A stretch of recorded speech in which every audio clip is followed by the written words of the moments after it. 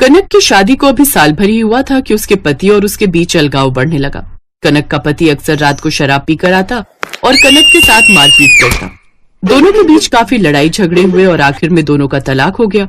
अब कनक अपने भाई भाभी के साथ अपने मायके में आकर रहने लगी।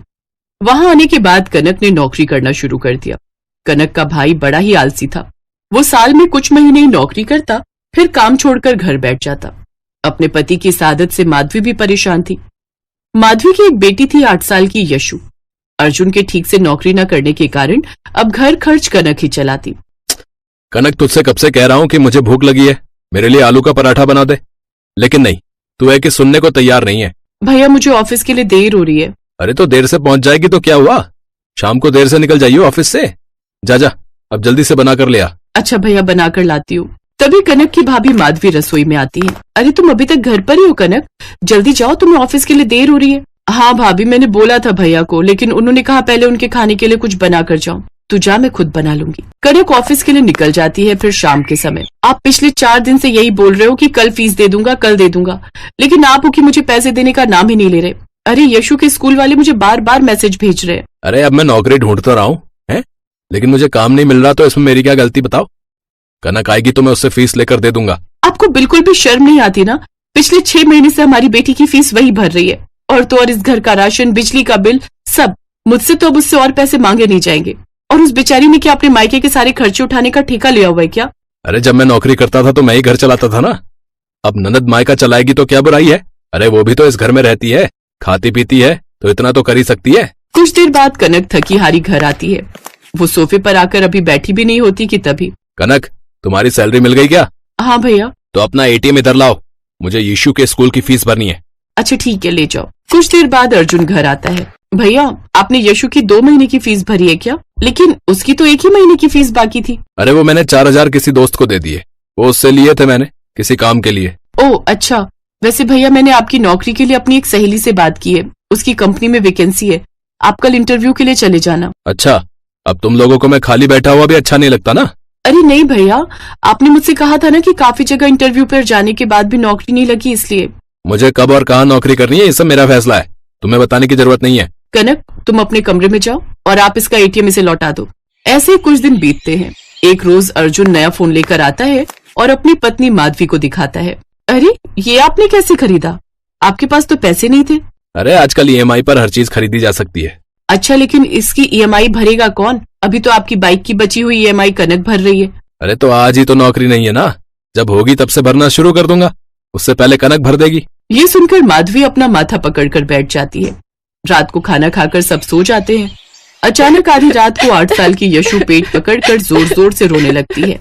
माँ, माँ बहुत दर्द हो रहा है। क्या हुआ तुम्हें बेटा? सुनिए, उठिए, लगता है यशु के पेट में इन्फेक्शन बन गया है, उसी का दर्द है, इसे जल्दी से हॉस्पिटल ले जाना होगा। क्या इन्फेक्शन? लेकिन मेरे पास तो हॉस्पिटल जाने के पैसे ही नहीं है, मैं अभी कनक को बुलाकर ले आता हूँ। वो सब जल्दी से यशु को अस्पताल लेकर जाते हैं, जहाँ डॉक्टर उसका इलाज करते हैं। मैडम, पूरा 20,000 का बिल बैठा है, आप पेमेंट कार्ड से करेंगे या कैश देंगे? जी कार्ड। कनक बिल भरकर यशु को घर लेकर आती है। अब ननद के ऊपर बिजली का बिल, स्कूल की फीस, ईएमआई, घर का राशन और भी बहुत से खर्चे आ जाते हैं। अगले दिन अर्जुन उसके पास बिजली का बिल लेकर आ जाता है। ये ले कनक, कल ये बिल भर दियो। मैं भैया? और नहीं तो कौन, कपड़े तो तुझे रोज साफ धुले हुए, प्रेस किए हुए चाहिए, पंखे कूलर की हवा चाहिए, तो बिल भी तो तू ही भरेगी ना। ले, अब भर दियो इसे। कनक चुपचाप बिजली का बिल लेकर चली जाती है।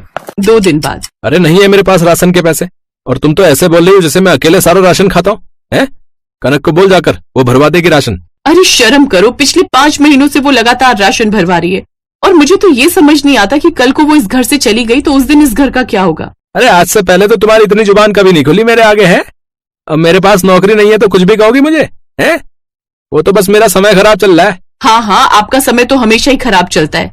अरे काम करने की कभी नियत होगी तभी तो अच्छा समय चलेगा ना। अब हटो पीछे, मुझे राशन लाना है। फिर बेचारी माधवी दुखी होकर कनक के पास जाती है।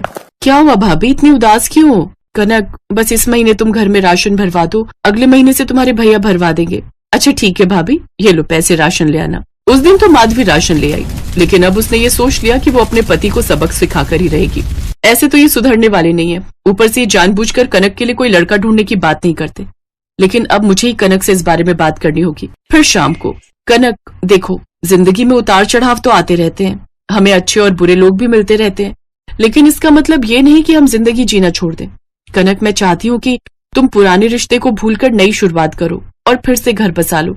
अगर तुम्हें कोई लड़का पसंद हो तो बताओ मुझे, मैं तुम्हारे भैया से बात करूंगी। हाँ भाभी, याद है उस दिन बारिश में वो आलोक जी मुझे कार में छोड़ने आए थे? वो मेरे ऑफिस में ही मैनेजर हैं। उनकी वाइफ की डेथ लास्ट ईयर हो गई थी। वो बहुत ही अच्छे हैं और मुझसे शादी करना चाहते हैं और मैं भी उनको पसंद करती हूँ।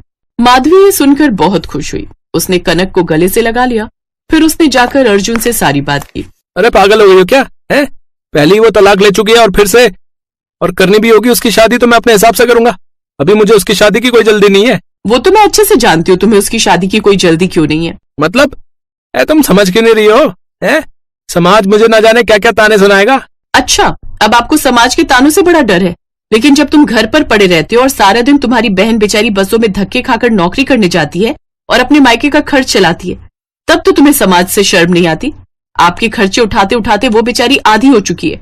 अब तुम मेरा साथ दो या ना दो, मैं तो उसकी शादी करवा कर ही रहूंगी और उसकी शादी के बाद मैं अपनी यशु को लेकर अपने मायके चली जाऊंगी। और हाँ, अकेले तो बिल्कुल नहीं जाऊंगी। दहेज में जितना भी सामान आया है ना, वो सब लेकर जाऊंगी। ये सब बातें सुनकर अर्जुन को अपनी गलती का एहसास होता है और वो कनक से जाकर माफी मांगता है, साथ ही माधवी से भी माफी मांगता है। फिर अगले ही दिन जाकर नौकरी के लिए इंटरव्यू देने जाता है, जहां उसका सिलेक्शन हो जाता है और उसकी अच्छी तनख्वाह पर नौकरी लग जाती है। फिर माधवी और अर्जुन मिलकर कनक की शादी आलोक से करवाकर उसे खुशी खुशी विदा कर देते हैं, जहां कनक अब अपने ससुराल में खुशी खुशी रहती है। चलो भाई, मोहल्ले की सारी औरतें तो आकर चली गई। बेटी रितु, इससे मिलो, ये है तुम्हारी ननद, यानी मेरी छोटी बेटी शालू। कैसी हो भाभी? मैं ठीक हूँ दीदी, आप बताओ। बड़ी इच्छा थी आपसे मिलने की। रितु की बात सुनते ही उसकी सास उपमा और उसकी ननद शालू जोर जोर से हंसने लगी। उन दोनों को इस तरह से हंसता देख बेचारी रितु को कुछ समझ नहीं आया, तो उसने झिझकते हुए पूछा, क्या हुआ? मैंने कुछ गलत कहा दीदी? अरे नहीं भाभी, वो तो बस ऐसे ही। वो आपने कहा ना कि बड़ी इच्छा थी आपकी मुझसे मिलने की, तो बस इसलिए। दीदी माफ करना, पर मैं अभी भी कुछ नहीं समझी। अरे बहू रानी, तुम चिंता मत करो। अपनी ननद से मिलने की तुम्हारी इच्छा तो हर रोज पूरी हुआ करेगी। अच्छा माँ जी, पर वो कैसे? वो ऐसे कि शालू का ससुराल बस 3 घर छोड़कर ही है। 3 साल हुए इसकी शादी को, तब से इसका एक पैर मायके में रहता है और एक पैर ससुराल में। अब समझी क्यों हंस रही थी हम दोनों? ओह, अब समझ में आ गया। ये तो बढ़िया है। सच में दीदी बड़ी लकी हो आप, जब मन चाहे तब मायके घुमाओ। नहीं नहीं, ऐसी बात नहीं है। ये तो कई बार बिना मन के भी आ जाती है, और वो भी अकेले, नहीं तो पूरी बारात लेकर आती है। इतना कहकर उपमा और उसकी बेटी शालू फिर से हंसने लगी। हालांकि रितु को अब भी ज्यादा कुछ समझ में नहीं आया था, लेकिन शादी के बस 1 महीने बाद उसे पूरी कहानी समझ आ गई। अरे दीदी आओ ना। अरे वाह, आज तो नंदोई जी भी आए हैं। अंदर आइए ना। नमस्ते। नमस्ते जी, नमस्ते। अरे भाभी, आप तो बड़ी ही कमजोर सी हो। क्या बात है सासू माँ, कुछ खाने को नहीं दे रही क्या? ऐसी बात नहीं है, वो तो बहुत अच्छी है, मेरा बहुत ख्याल रखती हैं। हाँ हाँ, समझ गया समझ गया। कभी जब हमारे घर आना तो दिल खोलकर बुराई कर लेना, हम किसी को नहीं बताएंगे। बस भी करो, वो भाभी ये ना बड़े मजाकिया है। और ये क्या, मेरे चारों जेठ भी ऐसे ही हैं, एकदम मस्त मौला। आप जब हमारे घर आओगी ना तो देखना, हंस हंस के पेट दर्द हो जाएगा आपका। जरूर आऊंगी। वैसे बिल्कुल सही टाइम पर आए आप, मैं बस खाना ही लगाने जा रही थी। अरे वाह, वैसे खाने में क्या बनाया आपने? भिंडी, दाल चावल और हलवा। तो फिर अब देर मत कीजिए भाभी, जल्दी से पेट पूजा करवाई दीजिए। उस दिन शालू और केशव ने पेट भरकर खाना खाया, और इतना खाया कि बेचारी रितु के लिए कुछ बचा ही नहीं। लेकिन उसके मन में सुकून था कि उसने अपनी ननद और नंदोई की अच्छी आवभगत की। वो दिल से खुश थी कि तभी दरवाजे की घंटी फिर से बजी। अरे दीदी, क्या हुआ, कुछ भूल गई क्या? नहीं नहीं, मैं कुछ नहीं भूली। इनसे मिलो, ये है मेरे सबसे बड़े जेठ ईश्वर जी। पता है, हम लोग यहाँ से निकले ही थे कि भाई साहब बाहर ही मिल गए। फिर मैंने जब इन्हें बताया कि मैं आपके हाथ का हलवा खाकर आ रही हूँ, तो हलवे की तारीफ सुनकर ये भी चले आए। अब थोड़ा हलवा बचा है क्या भाभी? नहीं, बचा तो नहीं है, लेकिन कोई बात नहीं दीदी, हलवा दोबारा बन जाएगा। आप लोग अंदर तो आइए। रितु बेचारी अभी 2 मिनट पहले ही अपनी ननद और नंदोई की सेवा करके बहुत खुश थी, पर अब वो मन ही मन अपनी किस्मत को कोसने लगी। थकी हारी रितु ने जैसे तैसे फिर से हलवा बनाया और फिर अरे वाह रितु, क्या हलवा बनाया तुमने। शालू ठीक ही कह रही थी, एक काम करते हैं, शाम को सब लोग एक साथ आते हैं रितु के हाथ का हलवा खाने। संजय, रितेश, पंकज और केशव तो आएगा ही, भाई उसकी ससुराल है, क्यों है ना। हाँ, क्यों नहीं, आइए ना सब लोग। शालू और ईश्वर वहां से खुशी खुशी चले गए और उनके जाते ही रितु ने अपना माथा पीट लिया। अब उसे सारी बात समझ में आ गई थी कि उसकी जिंदगी अब नरक होने वाली है, क्योंकि हर 3-4 दिन बाद शालू अपने ससुराल से पूरी बारात लेकर आती और रितु का बैंड बजाती। वो बेचारी हर वक्त बस रसोई में ही लगी रहती। फिर एक दिन, माँ जी, ये शालू दीदी का ससुराल बहुत बड़ा है ना। हाँ, 5 भाई हैं, पर बिल्कुल मुट्ठी जैसे, एक दूसरे पर जान छिड़कते हैं और सब एक से बढ़कर एक मस्खरे हैं। एक रेत बेचता है, एक का सरिया का काम है, एक तीसरा वाला पुताई का काम करता है। कोई बड़ा कारोबार नहीं है, लेकिन फिर भी कोई कमी नहीं है। सब एक साथ बहुत खुश रहते हैं। बहुत खुश भी रहते हैं और बहुत खाते भी हैं। हैं? कुछ कहा क्या? नहीं माँ जी, मैं तो कह रही थी कि कितना अच्छा परिवार है, संस्कारी, सबका ख्याल रखने वाला। हाँ, वो तो है, सबका ख्याल रखते हैं वो लोग। रितु वहां से मुंह बनाकर चल दी। फिर अगले दिन सुबह, रितु जल्दी उठ बेटा, आग लग गई है, जल्दी उठ। अरे मेरे भगवान, ये क्या हो गया है? आग? माँ जी, आग कैसे लगी? अरे तू पहले बाहर निकल, बाद में सोचेंगे ये सब।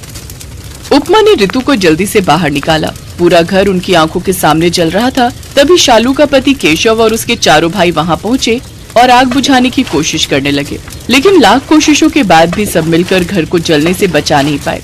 ये देखकर उपमा और रितु रोने लगे। और फिर ये क्या हो गया माँ जी, अब हम कहाँ जाएंगे?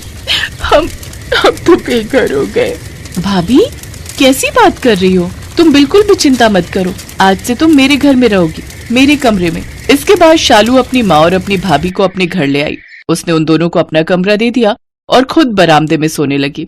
इतना ही नहीं, उसने अपने मायके वालों का खूब अच्छे से ख्याल रखा। और फिर 3 महीने बाद, लो जी, आपका घर तैयार है। जी, आप सबका बहुत बहुत शुक्रिया। वैसे कितना खर्च हो गया इस सब में? उसकी चिंता आप मत करो। अरे मेरा ईंट का काम है तो मैंने ईंट दे दी। ये संजय है, इसका सरिये का काम है। ये रितेश रेत बेचता है और पंकज पुताई करता है। और ये आपका नंदोई केशव, सबसे ज्यादा मदद तो इसी ने की है। आपके लिए सारा फर्नीचर इसी ने बनाया है। मैं आप सबका ये एहसान कैसे चुकाऊंगी? बहुत आसानी से भाभी, फिर से मेरी पूरी बारात को अच्छा सा हलवा खिलाकर।